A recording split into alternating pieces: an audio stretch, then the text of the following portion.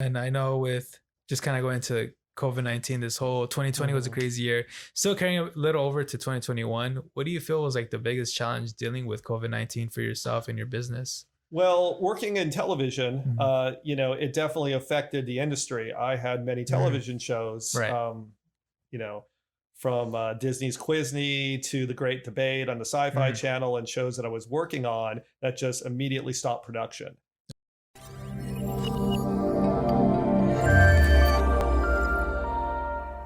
Welcome everyone back to the podcast. We have a special guest, which is Matt Stone. He's gonna go over about just even starting up your own business, as he is someone that has that background. And how's your day going so far, It's Matt? going fantastic. And yours? It's going good. It's just funny with the whole stock situation going on. And I thought it Hmm. was funny how people decided to go with GameStop and AMC and put the money in, and kind of the hedge funds are kind of upset and losing billions. What's your thoughts on the whole kind of situation? It's really a revolution, and it's a Mm, time for this David and Goliath story to mm, where you have the regular investors that are just the regular people like us who mm, buy and sell stock. And in full transparency, I bought into mm, AMC mm, and saw the advantage and took advantage of it. mm, And you then have the hedge fund managers who have been making millions and millions of dollars, mm. and they got caught up in the whole thing, and Reddit obviously was the platform that took them Yeah. down. Mhm.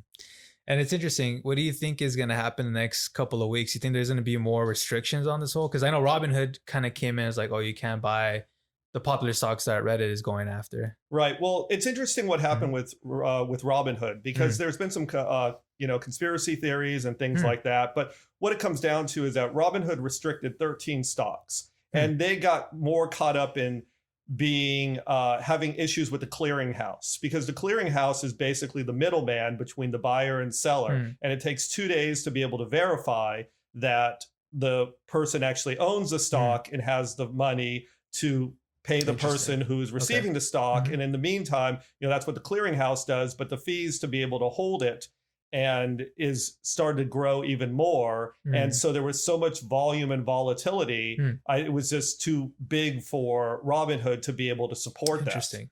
So that's kind of Mhm. where Robinhood started to Mm, fail. And mm. even though the smaller brokerage houses like them, Yeah. sound great with the no fees, there is a cost to be able to be in that business. And I think that Interesting. Robinhood and the CEO Vlad knew that it was going to be happening as he saw Mm, GameStop exploding, but really did nothing about it. And mm. so, too late, too little, he started getting the funding needed to help cover that. Right. But it really did turn into something much bigger than what he could handle. Interesting. And what do you think is people's thoughts on just kind of Wall Street going on? Have you recall occupying Wall Street and all Of those course, things? yes, Yeah. So now you're saying it's revolutionary. You're seeing it it more is. because it's going into the hands of the people, or more of the. Well, I think it's sending a message Mm, that we're not okay with this. mm, And that's really what it comes down to it. mm. Those parachute bailouts that happened in Oh, 2008. If you I see the remember movie The that. Big Short, it has a Yeah. lot to do with that.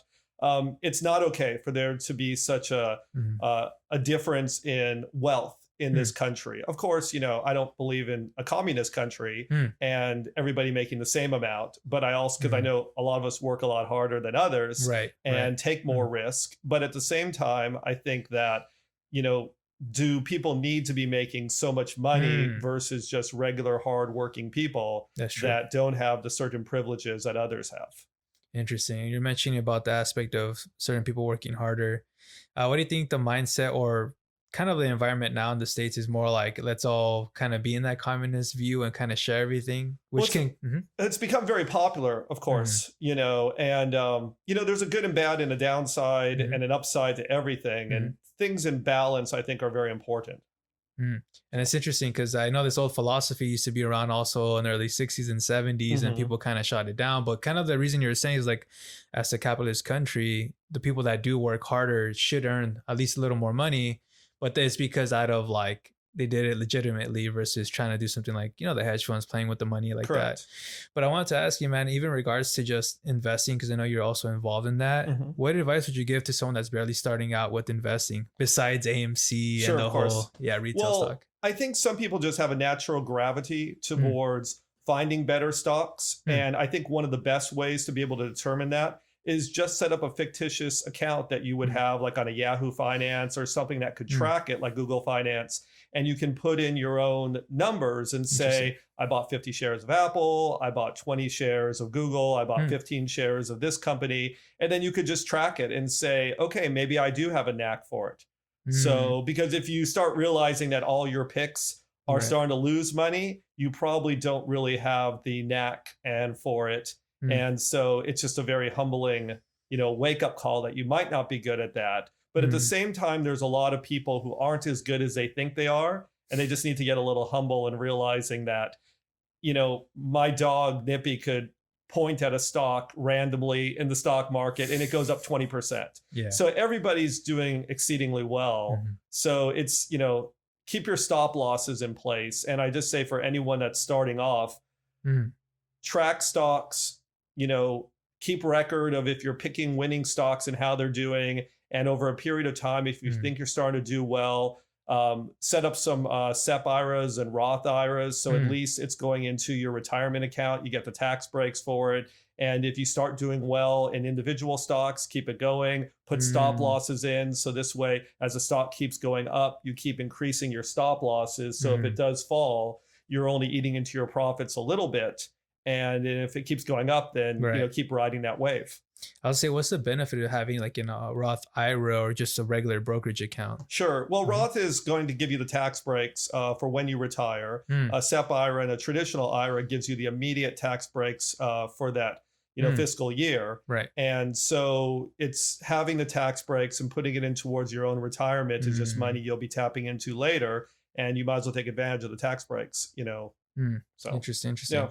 And for yourself, what do you think about the blue chip stocks that people talk about? Or would you rather have them search for the low end stocks that are like really small priced? Yeah, well, balance is good. And a lot of the traditional blue chip stocks, such as Johnson and Johnson and other ones of that nature, it's good to own it. They pay decently good dividends, which just help with your returns and keep increasing your account. And again, I mean, balance is very important. You want to have some riskier stocks. I mean, my portfolio was made up of some stocks that were not in the S&P. I mean, Tesla was one of my stocks I did extremely well in. First time I bought in, I made it 30% over a week. I flipped it. And then I bought in when it dropped down a little bit. It went up another 40%. I sold it. And I just recently bought in again.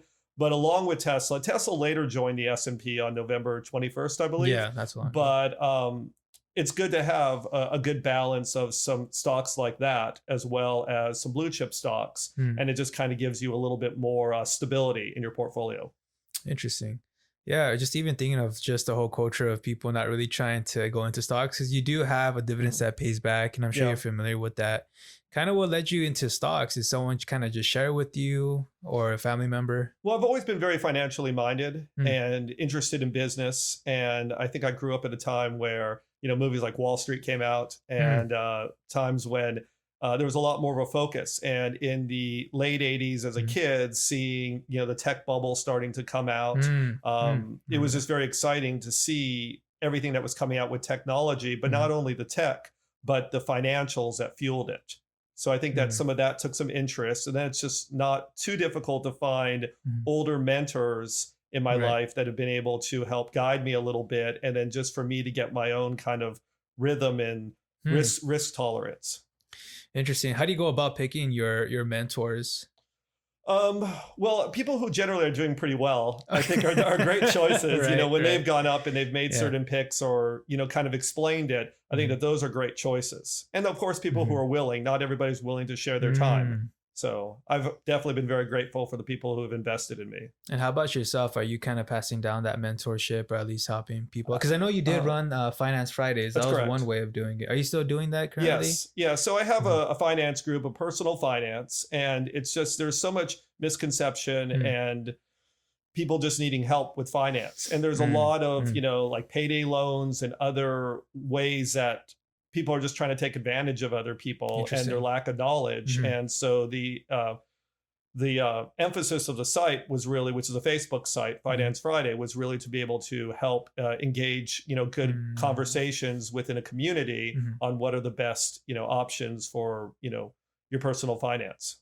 Interesting. I know you post there often on there as well. What do you think? Where are you planning to take that that group to? Like, what's the main goal, the future goal? Yeah, like many things in life, Yeah. I try to live in the moment and don't try to Mm, think too far mm, ahead. But it's always nice to be able to just keep building it, being mm. able to help people and to help guide them. There's really no ulterior motives. It's not me or anyone trying to sell a Yeah. product. It's just Membership. people, Yeah. exactly. Yeah. And it's just people just generally interested in finance, Mm, learning a little bit and trying to help out people who have a lot of questions. interesting. And have you ever shared any like business tips on there before? Because I know you're someone that has their own business. Definitely, Mhm. yes. And so it is nice to have learned how to grow a business and Mm. to see opportunity and to be able to not have to necessarily work a day job.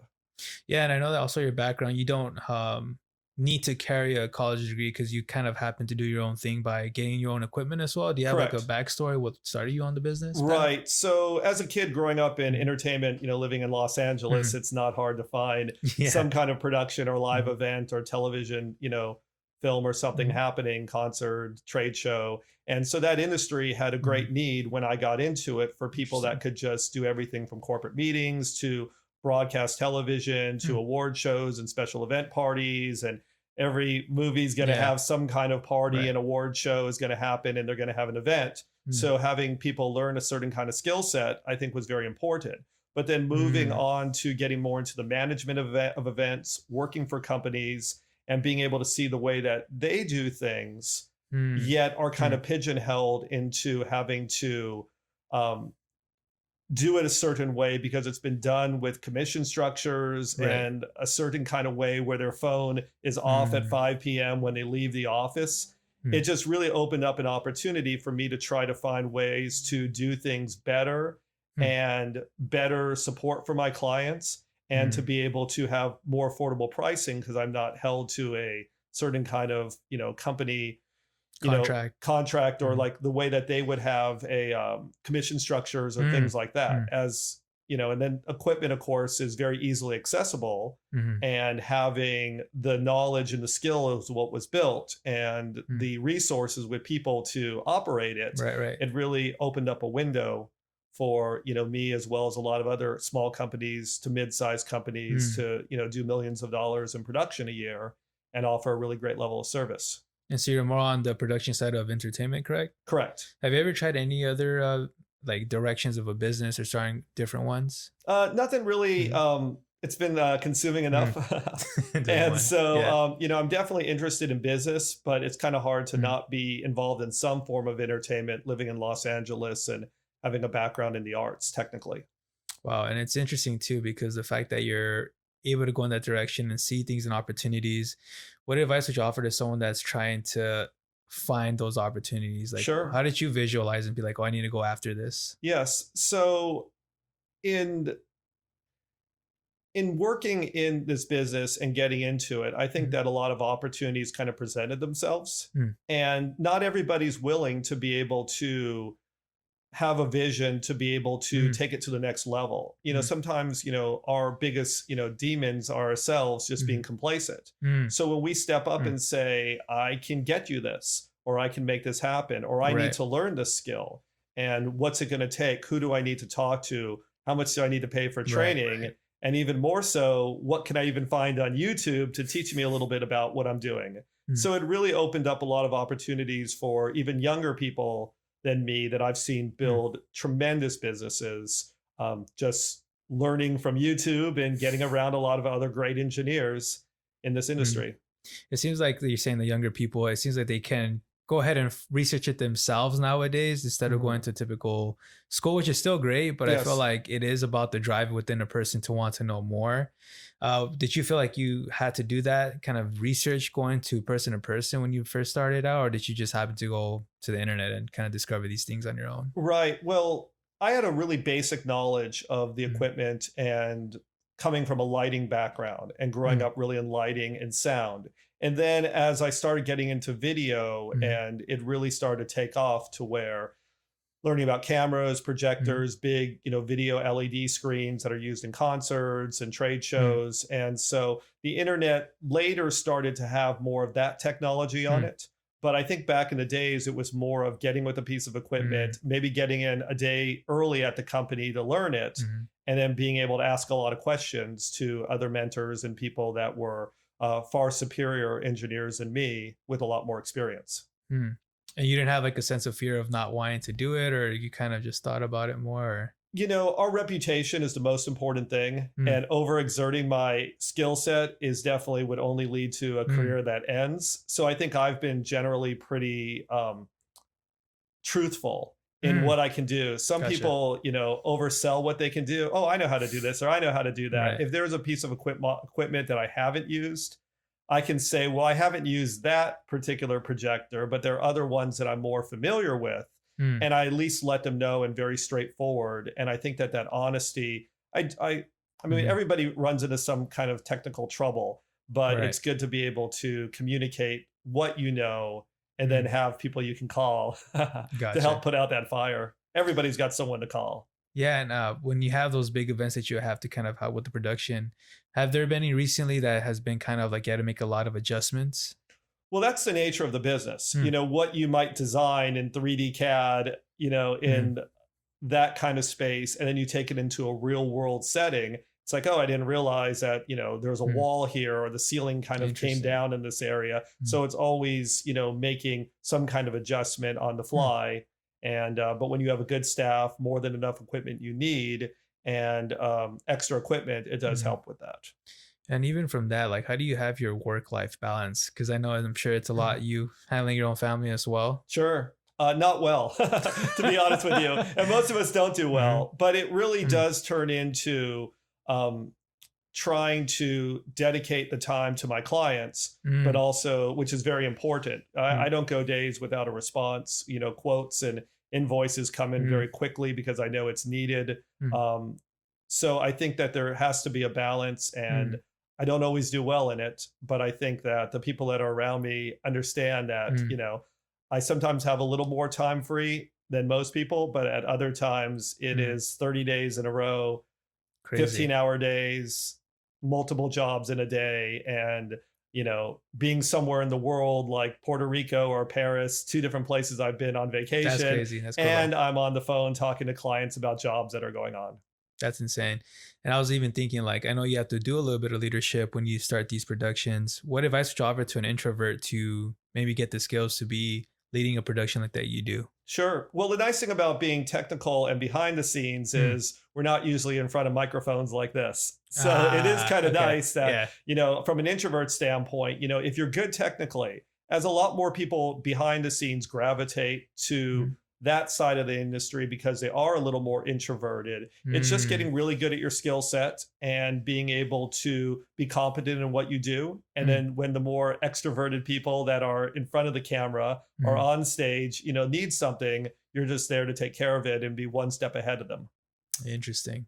That's cool because I enjoy that you were mentioning even going before like the work-life balance. You're also able to balance out your fitness as well, right? And you're trying your keto diet. How's that been Correct. going? Yeah, so it's going pretty well. You know, I'm down about 40 pounds over Oh my wow. time of Good using it. stuff. And, you know, and if it's keto or something low Hmm. carb, it's really just kind of thinking about the macros and what you're eating, Hmm. you know, tracking it. For Hmm. anybody that's not so familiar with it, you're really looking at your macros, which are your proteins, carbs, and it's your fats, Hmm. and some kind of percentage of that. So there's a lot of research out there in Hmm. order to, if you want to bulk up and gain some muscle, you might be a little heavier on the carbs. Hmm. If you're looking to try to lean down, you'll be more on the proteins and the healthy fats, Hmm. and just trying to, you know, build a macro and track what you eat, Hmm. and you know, either gaining with more caloric deficit to Hmm. lose weight, or to eat more and to be able to gain weight, you know, with Hmm. your calories. How are your cheat days? It's been a struggle. You know, working on a film Yeah. set and, you know, working in television, you know, with craft service, it's not necessarily easy Ah, because yeah. everything that's good and terrible for me is just within arm's Staring at reach, you. you know, 12 hours a day. Mhm. So, yeah, Wow. And you must have some kind of strong mindset to kind of resist all of that, right? most of the time. Gotcha. And I was gonna say, do you ever have accountability for your keto diet or have someone check in on you on that You kind of know, it's way? good, not necessarily as strong of an emphasis as accountability, Mhm. but it's definitely good to have people in your life to talk to and just say, "This is Mm. what I'm working on," or like, "Man, I Yeah. super blew it. I need Mhm. to, you know, step it up a little bit." You know, with what I'm eating and looking at it. with that So aspect of it. exactly. And going back to the business side of it, do you have like an end goal for yourself, or just maybe looking to retirement, or you want to continue doing this until the end for Yeah, yourself? well, as it leads more into just the personal finance Hmm. outside of the business, Right. having real estate and investing in property, I think, is ideal because, once your cost of living is very low Mm-hmm. by owning a home, only paying property tax, it does mean that you can get closer to retirement Mm, and you probably yeah. don't need as much money in retirement. So, but the other thing is, I think I'm the kind of person that would always want to work, but it's Mm, more of the financial independence to where I mm, work because I like it and not necessarily because I have to.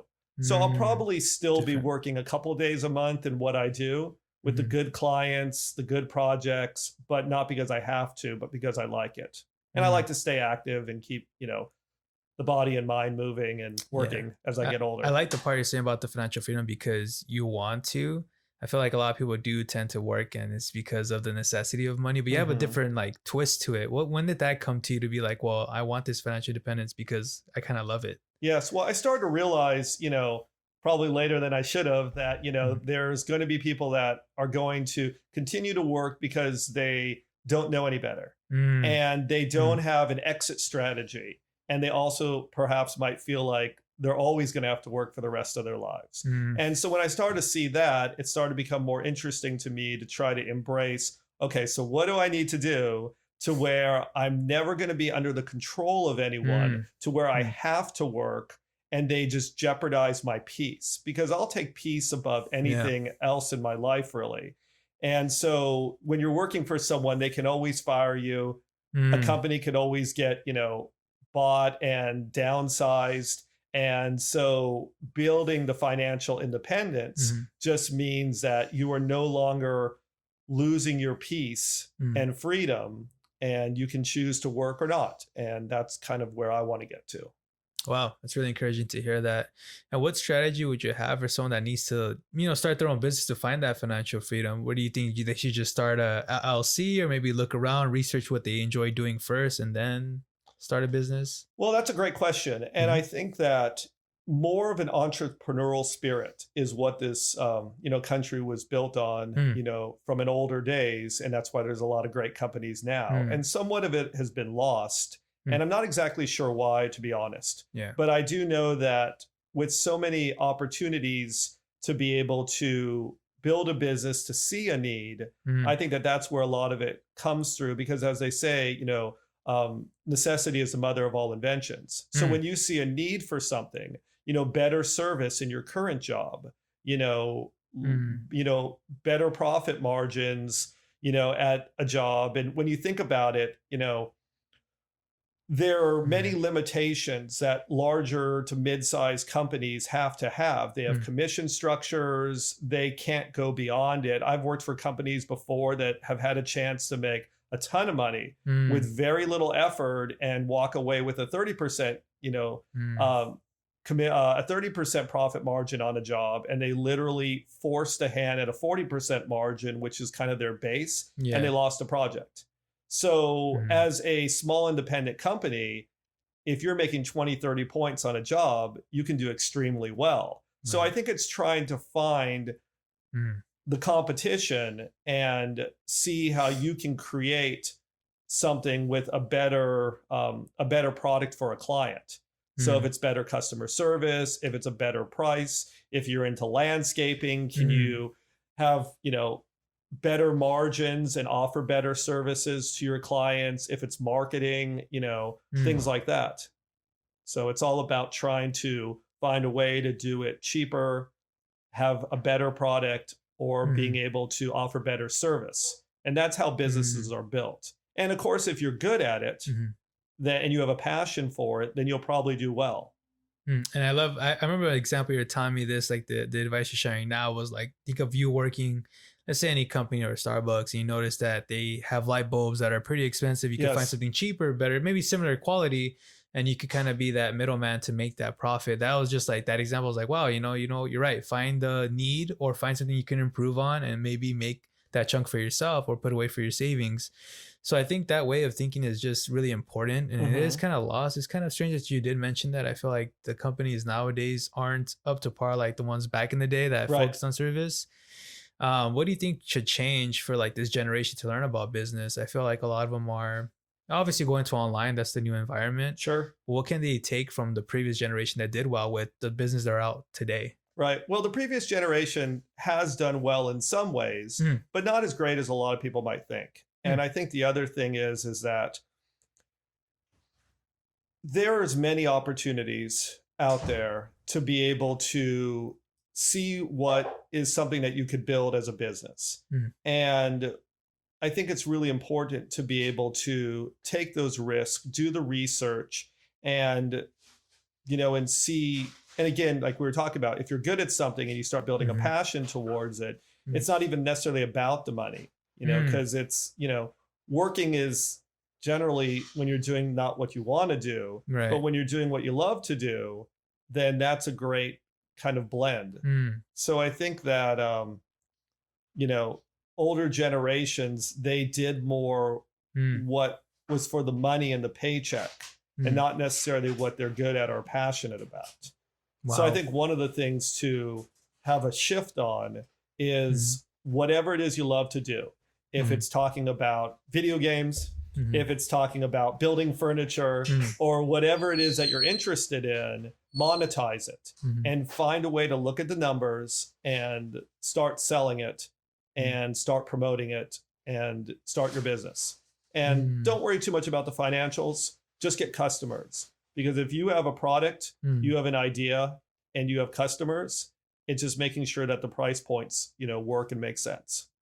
Wow. I really like that you're mentioning that. It's kind of, yeah, there is a differences there between the generations. And Hmm. yeah, I look at just even for my parents' generation, it's like they were here to work hard to have the financial freedom, but it's like they look towards it towards the end just to work their whole life to get there for maybe like five Right. years.